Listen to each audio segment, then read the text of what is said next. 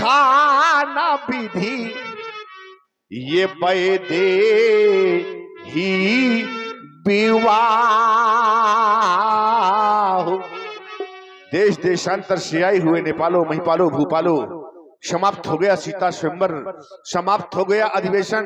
आप सभी लोग अपने अपने घरों को प्रस्थान कर जाएं। और कर आप लोगों ने ऐसा नहीं किया तो आदेश से हमारा, अगर ये महिपाल ये भूपाल यहां से नहीं जा रहे तो एक कार्य किया जाए। और वो कौन सा कार्य कि ये सभा करा दो, वरना क्योंकि बिगड़ गया मिथिलेश का ये रंग, अमन का रंग। भगा दो नेपालों को यहां से, चले जाओ बात। देखिए, महाराज जनक जी की वाणी को सुनकर के, माता सीता जी की ओर देख करके जितने मिथिलावासी हैं सबकी सब दुखी हो गए। जनक के वचन सुनी सब नर नारी, देखी जान के ही भये दुखारी। जहां क्रोध होता है वहां विवेक शून्य हो जाता है। जनक जी को क्रोध आया, अब क्रोध में कुछ अनुचित शब्द बोल गए। अब समाज में कुछ ऐसे भी लोग बैठे हैं जिन्हें राजा जनक के वाक्य अच्छे नहीं लगे। राजा जनक के वाक्य तीर के समान चुभे, और जिन्हें जनक के वाक्य तीर के समान चुभे उनकी भौहें टेढ़ी हो गई, आंखें लाल हो गई, और होठ कुछ कहने के लिए फरक उठे। माखे लखनी कुटिल भाई भोहे, रदपट फरकत नयन रिसोही। कहीं न सकत रघुबीर डर, लगे बचन जनुबान। नाई राम पद कमल सिर, बोले गिरा प्रमाण।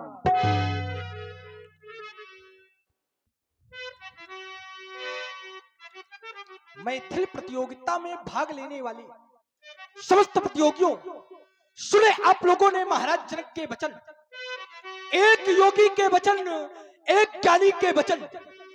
आज महाराज जनक को यह आभास हो रहा कि यह पृथ्वी वीरों से हीन हो गई, वीरों से निर्मूल हो गई। क्यों? क्योंकि राहु चढ़ाऊ बतौरब भाई, तिल भर भूमि न सक्यो छड़ाई। कोई वीर तिल मात्र भी इस धनुष को पृथ्वी से हिला तक नहीं सका। इसलिए महाराज जनक का ये दुस्साहस हो गया कहने का कि ये पृथ्वी वीरों से हीन हो गई, वीरों से निर्मूल हो गई।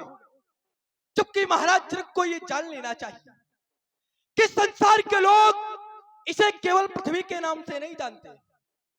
संसार के लोग इसे रक्त गर्भा वसुंधरा के नाम से जानते हैं। संसार के लोग इसे वीर भोग्या वसुंधरा के नाम से जानते हैं। ये वो धरती है जहां अगर यदि एक वीर मरता है तो 100 वीर जन्म लेते हैं। यदि अगर महाराज जनक के द्वारा व्यक्तिगत मेरा अपमान किया जाता तो शायद मैं कुछ ना कहता, परंतु महाराज जनक ये जानते हुए भी कि जिस समाज में स्वयं रकुल कुलभूषण विराजमान हो, ये जानने के बाद भी महाराज जनक का ये दुस्साहस हो गया कहने का कि वीर विहीन मही में जानी। जबकि महाराज जनक को ये जान लेना चाहिए कि इनके ही बंदी जनों के द्वारा घोषणा करवाई गई, कान पुजाई कहू पनमोरा, चले भाट ही हर्ष न थोड़ा। बोले बंदी बचन बर सुनो सकल महिपाल। घोषणा किसे सुनाई गई? महिपालों को। घोषणा किसे सुनाई गई? भूपालों को। घोषणा किसे सुनाई गई? राजाओं को। क्या घोषणा सुनाने का अधिकार महिपालों को था? क्या घोषणा सुनाने का अधिकार भूपालों को था? क्या घोषणा सुनाने का अधिकार राजाओं को था? जब घोषणा सुनाने का अधिकार महिपालों को है, जब घोषणा सुनाने का अधिकार भूपालों को है, जब घोषणा सुनाने का अधिकार राजाओं को है, तो अपमान वीरों का क्यों? ये कहने के पहले महाराज जनक को ये जान लेना चाहिए कि जिस दिन वीर न होंगे इस धरती पर, जिस दिन वीर न होंगे इस धरती पर, तो फिर इस धरती माँ का क्या होगा? ये परदेसी राजा राज करेंगे, तो फिर इस भारत माँ का क्या होगा? ये छोटी छोटी नदी नाले, ये छोटी छोटी नदी नाले जब धुलेंगी पाप, तो फिर उस शुद्ध गंगा माँ का क्या होगा? रक्षक ही भक्षक बन जाएंगे, तो फिर गौ माँ का क्या होगा? कहते हो कि धरती पर कोई वीर नहीं, कहते हो कि धरती पर कोई वीर नहीं, मगर ये नहीं जानते कि जिस दिन धरती पर वीर नहीं होंगे तो होगा क्या? तुम्हारे पैरों पे बेड़ियां, इन हाथों पे हथकड़ियां पड़ी होंगी, पड़े होगे किसी अंधेरे कारागार में, फिर कहोगे कि धरती पर कोई वीर नहीं। कहते हो कि धरती पर कोई वीर नहीं, ये कहने के पहले एक बार विचार तो कर लेते। इस समाज में कुछ ऐसे भी जन हैं, इस समाज में कुछ ऐसे भी जन हैं कि निरखे नहीं नयन जिनके, निरखे नहीं नयन जिनके, जिनके सिर से ऊपर उठकर, जिनके सिर से ऊपर उठकर ये जान सका हिमगिरी है, सिंधु भी इनकी गर्जन से रहता हरदम अस्थिर है। इनके दांत दूध के, लेकिन ये काट पड़ी दिखी, इनकी ओर निहारो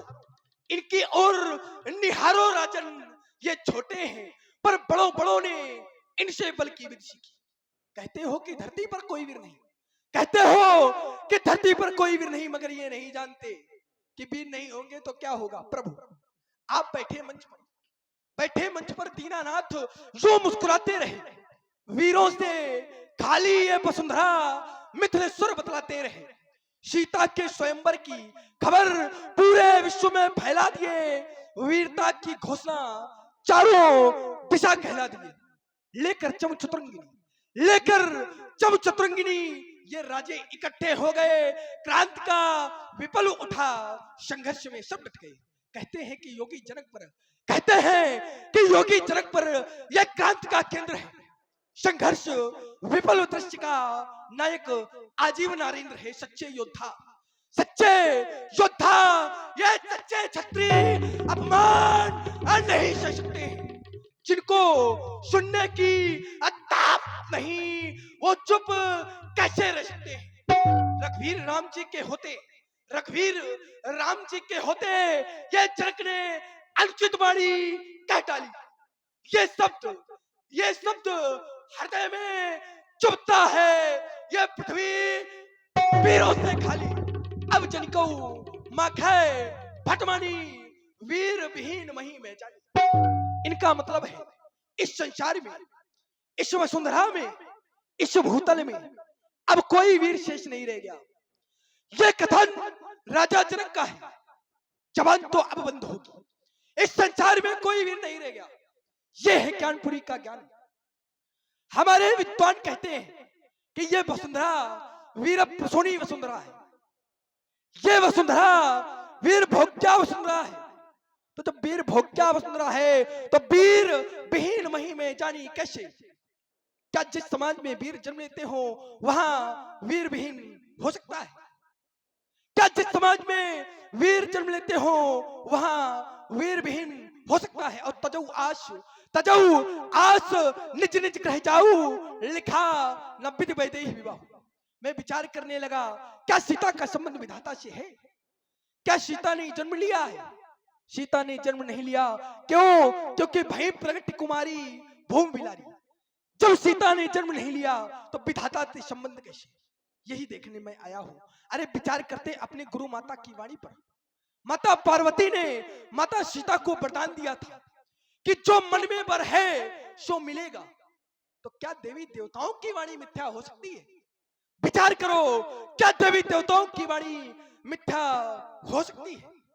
प्रभु ये खींच लूं के राघवजू हाथ अपने ये मैं को रसातल पठाऊं मैं वारिद की अब प्लेट लाओ ये महिमंडल माही तर्जनी चक्र सो घुमाऊं मैं चंद्र प्रभुदाया शब्द सिंधु एक करो ऐती ना करो तो सभा में मैं इस सभा में पुकार कहूं, अस्त्र शस्त्र त्याग, लखन लाल कहूं मैं, लखन लाल कहूं मैं।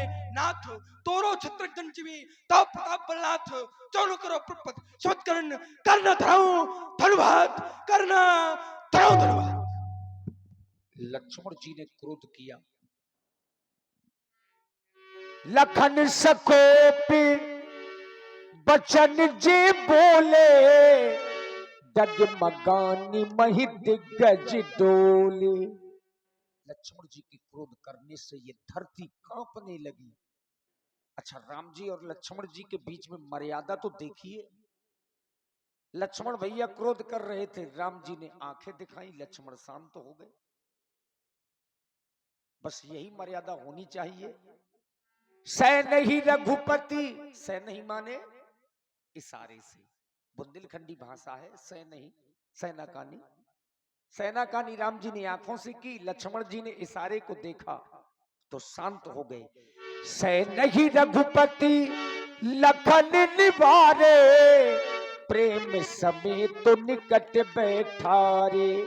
समस्या लक्ष्मण भैया का क्रोध नहीं, समस्या तो धनुष का ना टूटना है। अब धनुष नहीं टूट रहा, ये समस्या है। पूरी मिथिला समाज का ध्यान सबसे बड़े मंच की ओर गया, जहां बाबा विश्वामित्र जी बैठे हैं और समाज में सबसे बड़े अधिकारी के रूप में हैं। इनसे बड़ा इस समाज में कोई है नहीं। लेकिन बाबा भी तो समय के जानकार हैं। बाबा ने जान गए कि अब समय सही है। अच्छा, समय चक्र है, निरंतर चलता है। शुभ अशुभ होना नक्षत्रों का कार्य है। विश्वामित्र समय शुभ जानी, बोली अति स्नेह में बानी।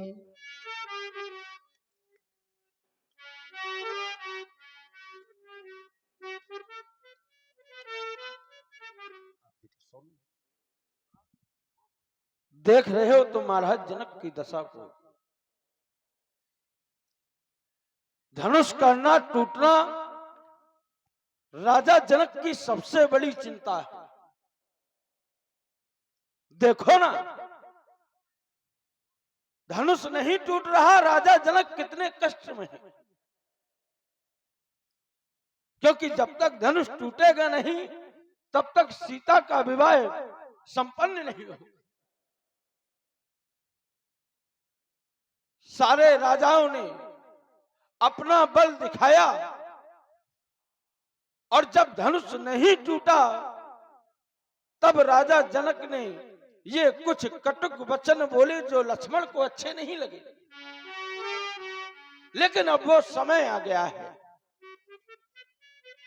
इसलिए उठो राम भंजऊ भव चापा, मेटहु तात जनक प्रतापा। अब तुम उठो, इस भगवान शंकर के आयुध को 2 भागों में विभाजित करो और राजा जनक के दुख को दूर करो। देखिए, आदेश दिया। तभी लक्ष्मण जी ने अपने पैर से, चरण से ब्रह्मांड को दबाया। लखन लख्यो रघुवंश मणि, ताक्यो हरि को दंड, पुलक गात बोले बचन, चरण चाप ब्रह्मांड। दुष्कुंजरो कमट अहिकोला, ये धरऊं धरनी धर धीर न डोला। श्री राम चाहे शंकर धन तोरा, हो सजग सुनि आयुष मोरा। 10 दिशाओं के हाथी, शेष, बराह और कच्छप सभी सावधान हो जाएं, क्योंकि हमारे भैया श्री राम इस धनुष का खंडन करने जा रहे हैं। कहीं ये धरती हिलने ना पावे। सावधान सावधान सावधान। देखिए, अब वो समय आ गया है जिस समय की प्रतीक्षा हम आप सब लोग शाम से कर रहे थे, धनुष का खंडन। यद्यपि आदेश मिला है, लक्ष्मण जी ने सभी को सावधान किया।